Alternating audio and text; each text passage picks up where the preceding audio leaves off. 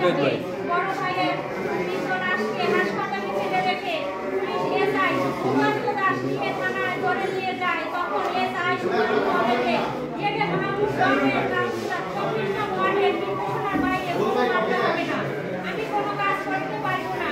করে নির্দেশ আছে প্রয়োজন হলে তোমাকে মাদক মামলার গ্রেফতার দেখিয়ে এখনই জেলে পাঠাবো। ঘটনার বিস্তারিত 24 নং ওয়ার্ড কাউন্সিলর জেগে মাহমুদ আগে জুলাই 25 তারিখে আমাকে ও আমার ভাইকে বাড়ি থেকে আসামিরা আমাদেরকে বাড়ি থেকে মামুনের রিক্সা গ্যারেজে ধরে নিয়ে যায়।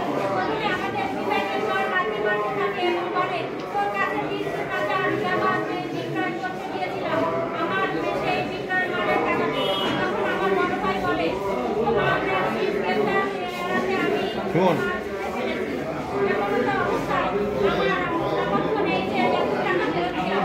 এখন আসামি ইতিপূর্বে আমার বড় ভাইকে হত্যা করার বিভিন্ন প্রকার হুমকি প্রদান করে আসে।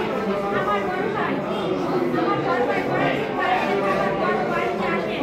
এদিন 8 জুলাই 24 রাত্রে ওই 7টা আমার পূর্ববর্তী আসামিরা আমাকে ও আমার বড় ভাইকে খুলনা সদর থানার মোবাইলে সমান দরকারি সংক্রান্ত মামলার রিকশা গ্যারেজের ভিতরে রেখে দিয়েছিল। তখন কাউন্সিলর ব্যবসায়ী এবারকে ফোন করে রুলামিন রুলামিন এবার তুমি চলে আসো, আলামিনকে ধরে ফেলেছি। এবার একটি কালো প্রাইভেট গাড়িতে আরো 3-4 লোকের সাথে নিয়ে হাজির হয়।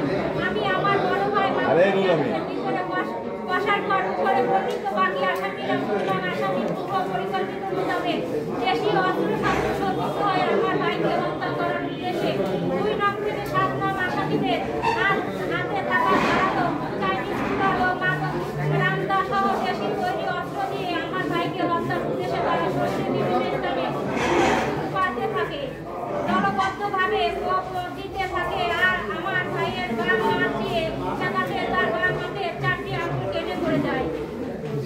8, 9 ও 10 নং আসামিদের হাতে থাকা ধারালো চাপাতি দিয়ে আমার ভাইদের মৃত্যু নিশ্চিত করার জন্য তার 2 পায়ে হাঁটু ঢুকাতে থাকে।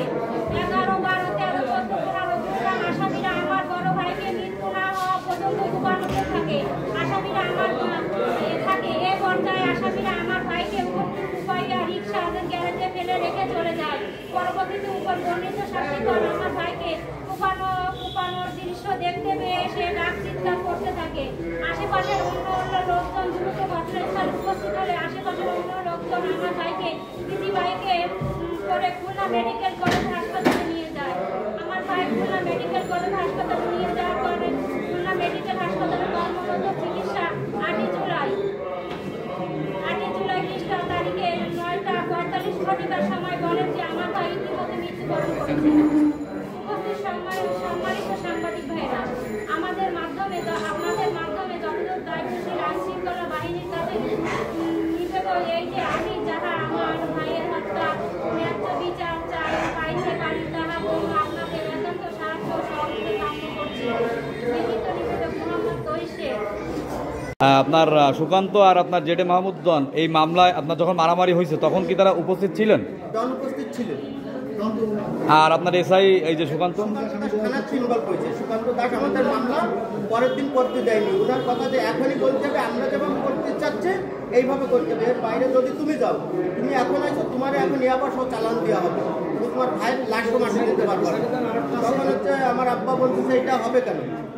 তা বলতে চাচ্ছে আপনি বুঝবেন না, আপনি ছেলের এই কাগজে সই করে দিতে বলেন। তখন আমি বললাম আমি সই করবো না, আমার আব্বার একটা সই নিতে আমি বাদী হবো। আমি তোমার বলতে যে তুমি বাদী হতে পারবে না, তোমার বাপ বাদী হবে।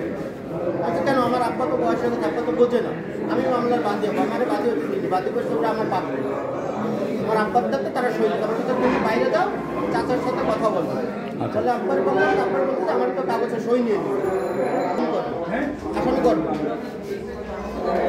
কারণ যে আসামি মামুনের গেড়েতে মারা হয়েছে সেই মামুন তো স্পটে, সেই মামুনের রিমান্ডে নিয়ে সুকান্ত কোনো তথ্য বার করেনি। রিমান্ডে আমি গেছি, হ্যাঁ, যখন অ্যারেস্ট আমি গেছি, আমি বলতেছি স্যার এই মামুন তো ছিল, তা বলতেছে রাত্রে এদের কাছে আমি তথ্য বের করে ফেলবেন। পরের দিন আমি যখন গেলাম যে আসলে কী বিষয়টা, মামুন আমার হাসতেছে। পরে শুনলাম মামুন কাছে 6 লক্ষ টাকা খাইছে তার। তাহলে মামুন স্পটে রিমান্ড রিমান্ডে এসে মামুনের দাদা একটা শিকার বেরোলো না, যে মামুন স্পটে তখন বলতেও পারলো না যে আমার গ্যারেজে হয়েছে, যে আমি ছিলাম। মামুনের গ্যারেজে বৈশিষ্ট্য হয়েছে, ডন মামুনের চেয়ারে বসা ছিল। মামুনের গ্যারেজে যে চেয়ারটায় ডন মামুন বসে, ওই চেয়ারটায় ডন বসা ছিল। তখন ডন দেখে বলতেছে যে এই আলামি, টাকা পয়সা কী করবি? বলতেছে ভাই আমার আপাতত টাকা পয়সা দেওয়ার কোনো ক্যাপাসিটি নাই। তখন বলতেছে তোর ছোটো ভাইয়ের বাড়িটাতে এমনি মেলা ঝামেলা, ওইটা আমাদের দিয়ে দে, রেস্ট অফিসে রেস্টি করে দে, যা হয় আমি বুঝবার দিয়ে। তখন বলতেছে ওটা তো আমার ছোটো ভাইয়ের বাড়ি, আমি কী করে আপনি রে দেবো? তখন আমার বলতেছে তোর ভাই জীবন বেশি না তোর বাড়ি বেশি? আমি তো ভাই জীবন বেশি, তাই বাড়ি দিয়ে দিই। এক কথায় আমার বড় ভাই করছে আচ্ছা বাড়িটার ওর বাড়ি দেবে কেন আমাদের? এমনি ডন করছে গালাগালি করে করছে ওর মার করলে ওই দুজন ধরে আর চেয়ারম্যান হচ্ছে মাইরে ফেলা, যা হয় আমি বুঝতে পারি। চোর আমার এই বাড়িটা ভাঙচুরও করছে, অস্ত্রতে আমার অ্যারেস্ট করেছে, তারপরে এই বাড়িটা ভাঙচুর করেছে। আপনি যাই দেখেন এখন আমরা শাড়ি নাই, বাড়ি একটা গ্লাস নাই, কোনো কিচ্ছু নাই, বাড়ির সব ভাঙিয়ে ফেলেছে।